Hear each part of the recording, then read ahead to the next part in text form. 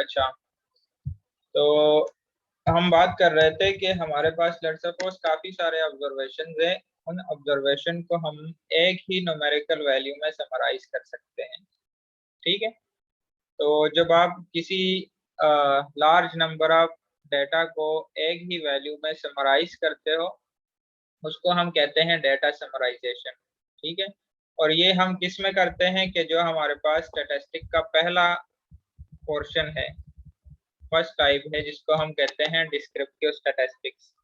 ठीक है, तो डिस्क्रिप्टिव स्टैटिस्टिक्स में हम डेटा को समराइज करते हैं और उसकी डिस्क्रिप्शन, मतलब उसकी हम लेट्स सपोज उसकी प्रेजेंटेशन भी कर सकते हैं। डेटा जैसे हमने डेटा प्रेजेंट किया थ्रू टेबल्स वगैरह, तो वो चीज़ें खैर बार बार बाद में पढ़ेंगे।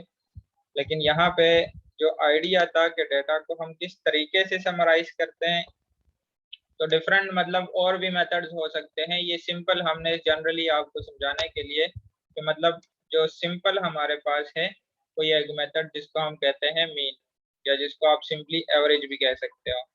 ठीक है, तो ये हमारे पास ये मेथड था। अच्छा, फिर हम आते हैं सेकंड स्टेप की तरफ। जो दूसरा टाइप है इसको हम कहते हैं इन्फरेंशियल स्टैटिस्टिक्स। यानी कि इन्फरेंशियल स्टैटिस्टिक्स में हम क्या करते हैं कि पॉपुलेशन के मुतालिक इन्फ्रेंस ड्रा करते हैं। यानी एक सैंपल लेते हैं, ठीक है, और उस सैंपल की बेस से जो हमारे पास सैंपल से रिजल्ट्स आते हैं, उसकी बेस पे हम कहते हैं कि जो पॉपुलेशन डेटा होगा उसका बिहेवियर भी इसी तरह होगा जो सैंपल डेटा का बिहेवियर है।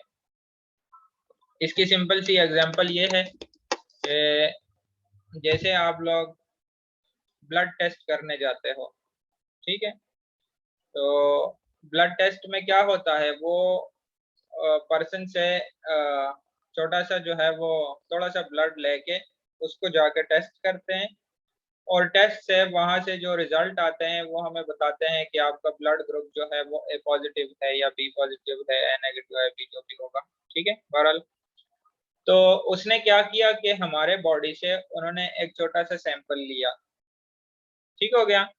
उस सैंपल की बेस पे उन्होंने कुछ रिजल्ट्स ड्रा किए, और वो जो रिजल्ट्स आए हैं वो रिजल्ट हमारे पूरे जिस्म की जितनी बॉडी में जितना ब्लड है उसके ऊपर अप्लाई हो गया। ठीक है, यानी कि सैंपल की बेस पे ओवरऑल पॉपुलेशन को जब हम स्टडी करते हैं उसको हम कहते हैं इन्फ्रेंशियल स्टैटिस्टिक्स।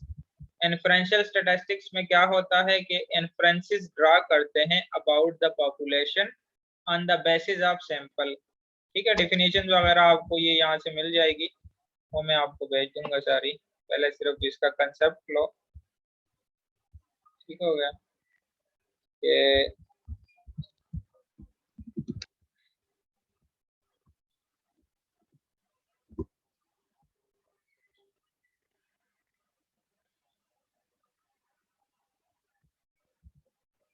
इन्फ्रेंशियल स्टैटिस्टिक्स था। और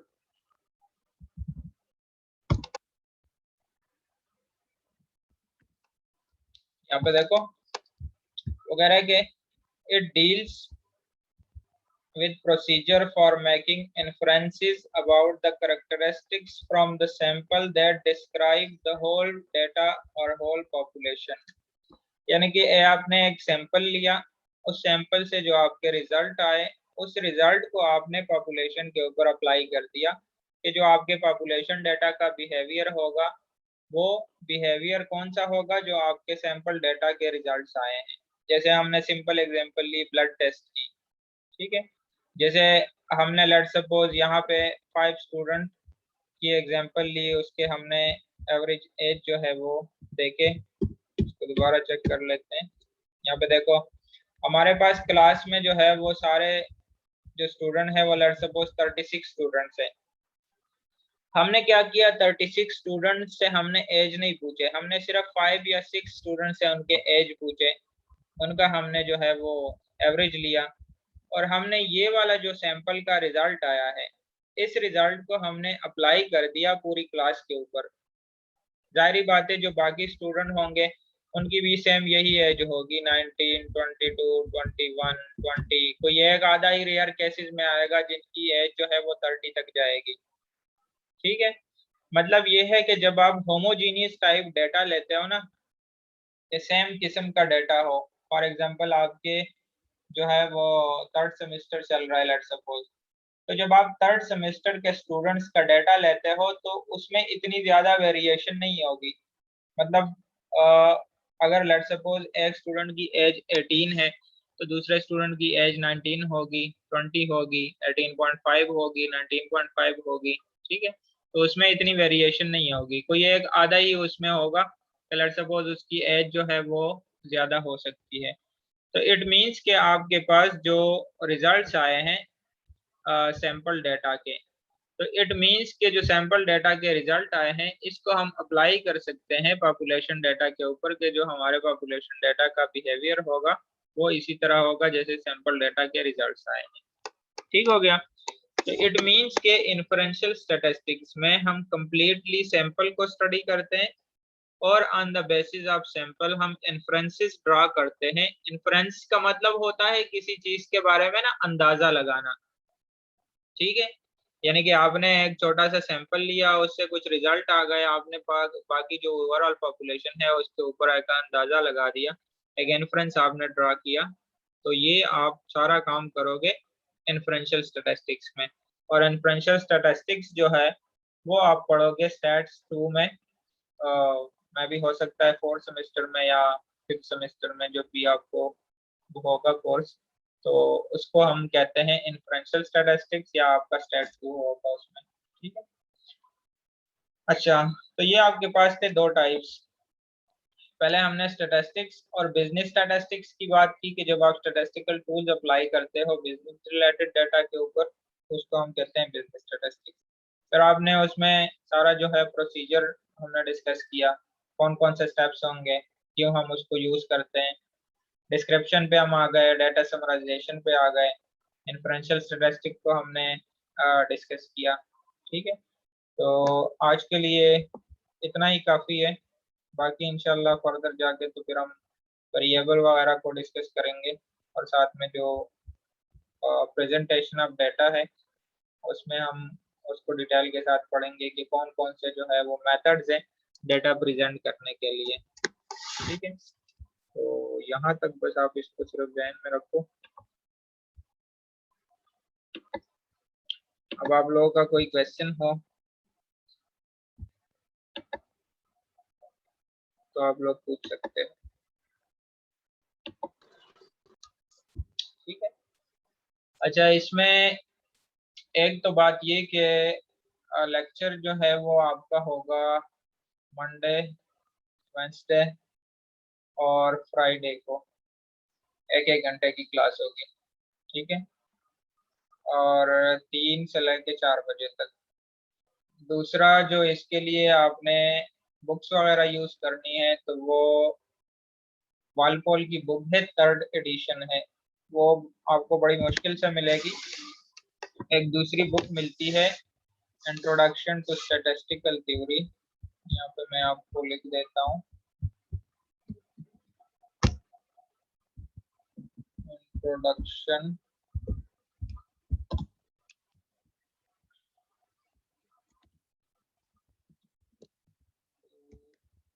स्टैटिस्टिकल थ्योरी,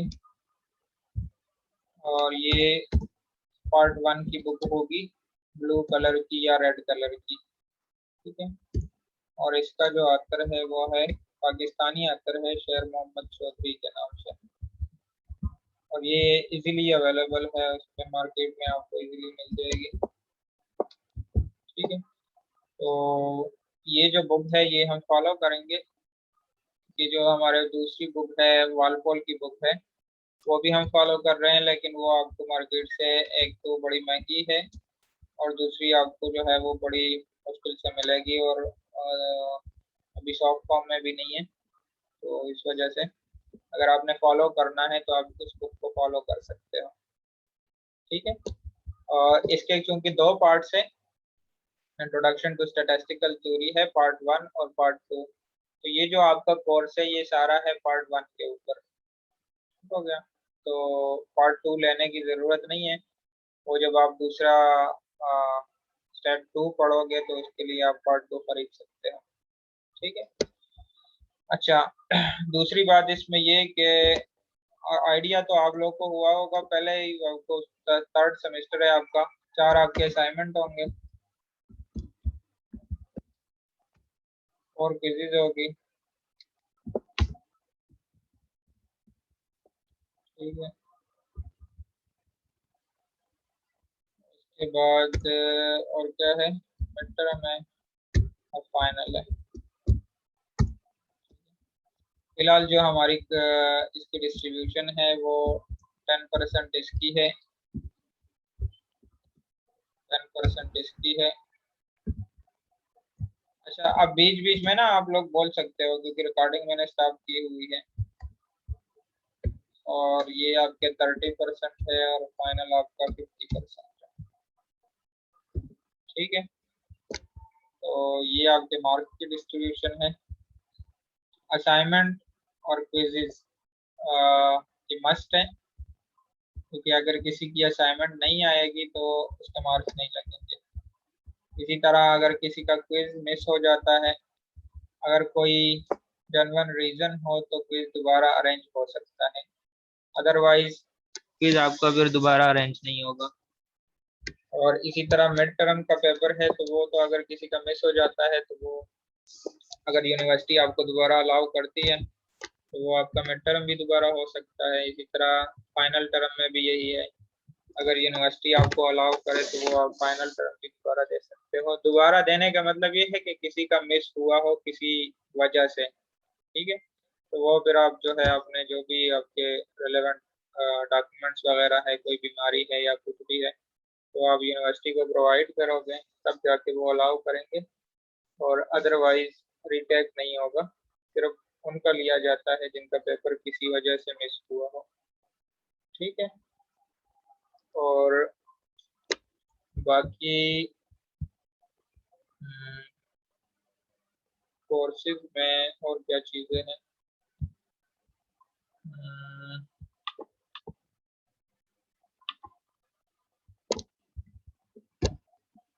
अच्छा, software biostat,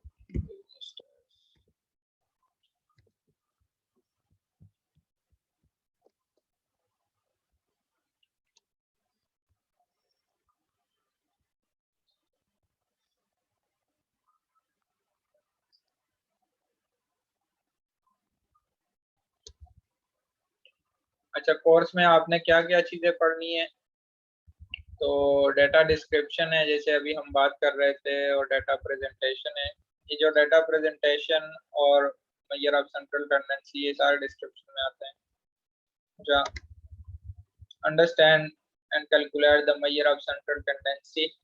measure of central tendency में डिफरेंट जो है वो मेथड्स है वो आप लोग पढ़ोगे। इसी तरह रिलेटिव डिस्पर्जन है, फिर उसके बाद इंडेक्स नंबर्स है और बेसिक प्रोबेबिलिटी है, और एक है रिग्रेशन और कोरिलेशन का, ठीक है। तो ये जो है बेसिक चीजें, ये हमने इस कोर्स के अंदर डिस्कस करनी है 1 by 1, ठीक हो गया। तो जी बच्चों, किसी का कोई क्वेश्चन हो? नहीं सर। सर अच्छा,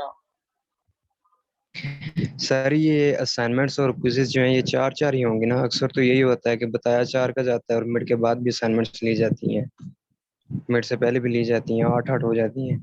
वो एक्स्ट्रा ले लेते हैं ना, उसकी वजह से नंबर ठीक आ जाते हैं। वो एक्स्ट्रा इसलिए लेते हैं क्योंकि उसमें फिर ये काउंट एक्स्ट्रा होता है 2 ना होती कि, हैं, 8 नहीं होती।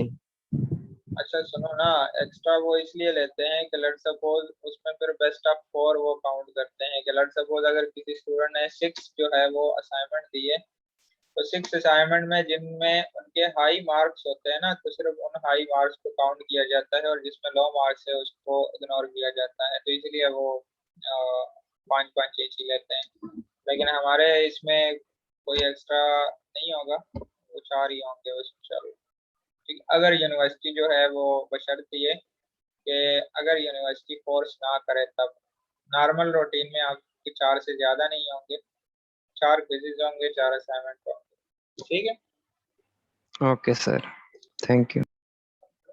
अच्छा, अभी आप लोगों की अटेंडेंस लेते हैं। तो इसको मैं ऐसे कर लेता हूँ कि आज तो पहला दिन है, इतनी ज़रूरत नहीं है, लेकिन चलो बहरहाल पता चल जाएगा।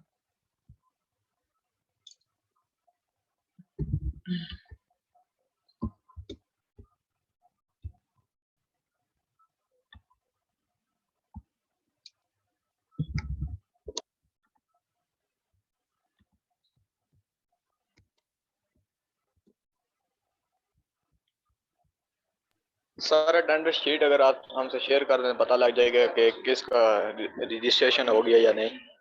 अटेंडेंस शीट अभी मुझे नहीं मिली क्योंकि आपका कोर्स अभी कंफर्म नहीं था मुझे कि, क्योंकि मेरे पास सारे बायोस्टैट्स के कोर्स थे। ये अभी सुबह ही तकरीबन कोई 1 बजे पता चला, जो आपको मैसेज मिला है कि 3 बजे क्लास होगी। तो अटेंडेंस शीट अभी मैंने नहीं ली, तो कल अगर मैं गया यूनिवर्सिटी या परसों तो इंशाल्लाह फिर शेयर कर दूंगा आप लोगों के साथ। ठीक है। Okay sir, okay. ठीक है बच्चों, लेक्चर आप लोगों को मिल जाएगा, कोशिश करता हूँ व्हाट्सएप पे भी मिल जाए और नहीं तो LMS पे आपको मिल जाएगा इंशाल्लाह। ठीक है, मिलते हैं इंशाल्लाह अगले लेक्चर एक्सक्यूज में। मी सर, एक क्वेश्चन है सर मेरा। जी बेटा। सर ये LMS पे एनरोलमेंट वगैरह कब से ऑन होगी हमारी, और सर क्या कोड होगा इसका फॉल के LMS हिसाब से? LMS पे ये है कि एक तो उसमें 2 मेथड है, या तो अगर यूनिवर्सिटी ने अलाउ किया है तो वो फिर आप खुद को एनरोल कर सकते हो, अगर नहीं किया तो अभी मुझे भी LMS का वो नहीं मिला क्योंकि आपके कोर्स अभी ऐड नहीं हुए उधर LMS के ऊपर। तो जब हो जाएंगे तो वो मैं आप लोगों को फिर उसमें ऐड कर दूंगा खुद ही, क्योंकि वो शीट आ जाएगी ना मेरे पास सारे स्टूडेंट्स के, आपके कुछ 36 स्टूडेंट्स है, अटेंडेंस शीट मिल जाएगी तो वो आपको एनरोल कर दूंगा सारे उसमें। अभी ठीक है सर। ये वीक तकरीबन ऐसे ही जाएगा और फिर इंशाल्लाह LMS का सारा जो है वो सिस्टम ठीक हो जाएगा। बाकी दुआ करो कि उसकी ज़रूरत ही ना पड़े और फिजिकल क्लासेस पे आ जाए। सर ठीक है। अगर फिजिकल हो तो फिर भी ऑनलाइन मतलब LMS पे एनरोल करना होगा? एनरोल तो वो फिर उसकी ज़रूरत नहीं है, वो फिर टीचर कर देगा, लेकिन उसकी कोई ज़रूरत नहीं है फिजिकल क्लासेस में। ठीक है, क्योंकि वो तो सारा फिर फिजिकल जो है वो असाइनमेंट भी होंगे, क्विज़ेस भी क्लास में होंगे, तो उसकी फिर इतनी ज़रूरत नहीं पड़ती।